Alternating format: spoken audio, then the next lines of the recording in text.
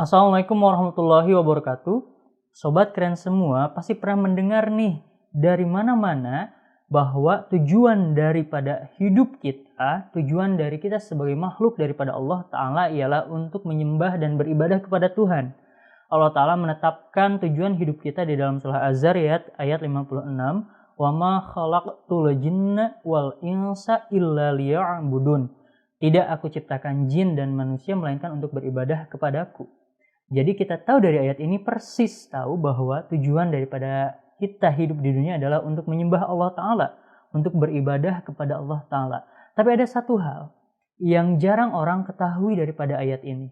Makna dari kata abada yang sering kita terjemahkan dengan beribadah, makna lainnya ialah mengkopi atau menyalin atau meniru. Jadi maksud daripada beribadah kepada Allah Ta'ala, ibadah terhadap Allah Ta'ala tidak hanya melakukan sholat saja, tapi berusaha untuk meniru sifat-sifat Allah Ta'ala. Berusaha mengkopi kebijaksanaan yang Allah Ta'ala lakukan untuk makhluk-makhluknya. Nah, karena kita ditugaskan untuk meniru oleh Allah Ta'ala sebagai tujuan hidup kita, yakni untuk meraih Allah Ta'ala, kita harus beribadah dan meniru Allah Ta'ala itu sendiri. Kita ketahui ada 4 sifat utama yang harus kita tiru yang telah dijabarkan di dalam surah Al-Fatihah.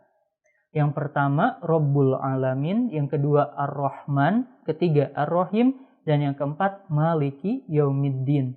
yakni Allah Ta'ala adalah pencipta sekalian alam, kemudian Maha Pemurah, Maha Penyayang, dan Raja atau Hakim pada hari pembalasan. Nah, keempat sifat-sifat ini adalah ibu atau induk dari sifat-sifat Allah Ta'ala yang lainnya. Nah, untuk meraih Allah Ta'ala, maka penting bagi kita untuk meniru sifat-sifat ini. Di dalam tafsir kabir kita ketahui bahwa berbanding terbalik dengan Tuhan, kita bertahap dari Maliki Yaumiddin terlebih dahulu. Jika Tuhan awal dari sifat Allah Ta'ala adalah Rabbul Alamin, yang keempat Maliki Yaumiddin dalam Al-Fatihah, maka manusia bertahap dari Maliki Yaumiddin, Ar-Rahim, Ar-Rahman, baru ke Rabbul Alamin, tahap untuk meniru Tuhan. Sifat suka menilai orang lain itu sangat manusiawi dan merupakan sifat benih, sifat paling mendasar dari setiap manusia. Menilai orang lain atau menilai suatu perbuatan itu baik atau buruk.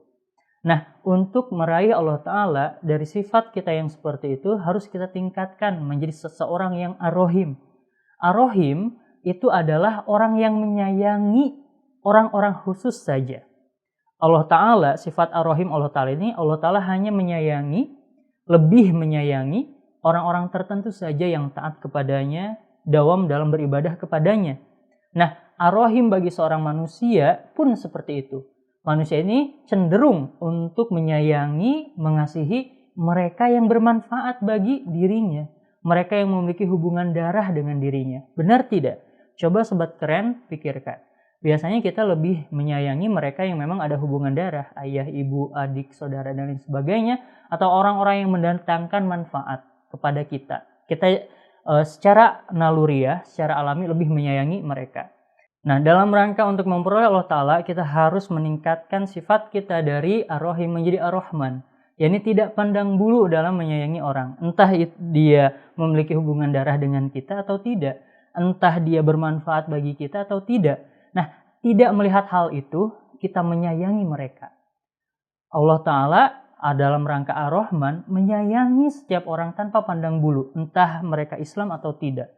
Nah, Ar-Rahim Tuhan, yakni menyayangi orang-orang tertentu saja yang taat kepadanya. Nah, kalau awalnya kita Ar-Rahim, hanya menyayangi orang-orang tertentu, nah, menaikkan level kita menjadi Ar-Rahman.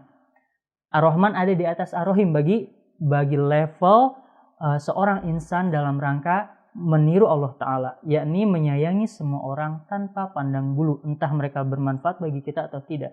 Dan level terakhir adalah Rabbul Alamin. Kita menjadi semacam orang tua bagi mereka yang bahkan bukan anak-anak kita.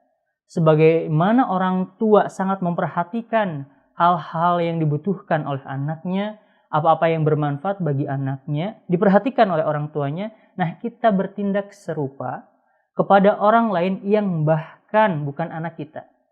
Jadi kita menjadi orang tua bagi dunia. Seperti Allah Ta'ala menjadi orang tua pencipta sealam semesta, kita pun bertindak demikian. Dan ini adalah level tertinggi dari upaya untuk meniru Allah Ta'ala, yakni menjadi orang tua yang penuh kasih kepada orang lain, entah itu anak kita sendiri atau bukan. Dan level derajat rohani yang demikian tinggi ini telah diraih oleh Nabi Muhammad SAW.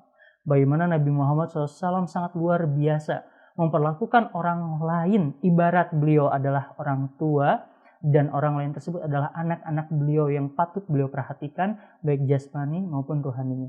Jadi sobat keren, untuk memperoleh tujuan hidup kita, yakni meraih Allah Ta'ala, tidak hanya beribadah, tapi kita juga harus meniru sifat-sifat Tuhan. Yakni dari pandai menilai orang lain, menjadi menyayangi orang-orang tertentu yang baik kepada kita, kemudian kita jadi menyayangi siapapun, terlepas mereka memiliki ikatan darah atau tidak, bermanfaat atau tidak bagi kita, dan yang terakhir kita menjadi semacam orang tua bagi semua orang. Open your mind. Wassalamualaikum warahmatullahi wabarakatuh.